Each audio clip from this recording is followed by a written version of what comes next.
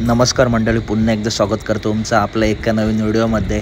मित्रांनो, आज भुरकळवाडीचं ओपनचं मैदान पार पडलं। या मैदानात कोणताही निसर्गाचा अडथळा आला नव्हता आणि मित्रांनो, आजचं मैदान गाजवलं ते बुलढाणा एक्सप्रेस बाब्या आणि त्याच्यासोबत होता झऱ्याचा पाकऱ्या। तसेच मित्रांनो, आज हिंदकेसरी सर्जा आणि त्याच्यासोबत होता तो गोडोलीचा तेजा, या दोन्ही नंदीने सुद्धा आजचं मैदान गाजवलं। ही जोडीसुद्धा फायनलमध्ये राहिली होती।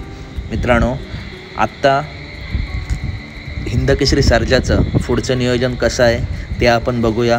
परंतु मित्रांनो, सर्जा आत्ता सध्या ज्या वेगात पळतो आहे, आपले निंबाळकर सर असते तर त्यांना खरंच खूप आनंद झाला असता।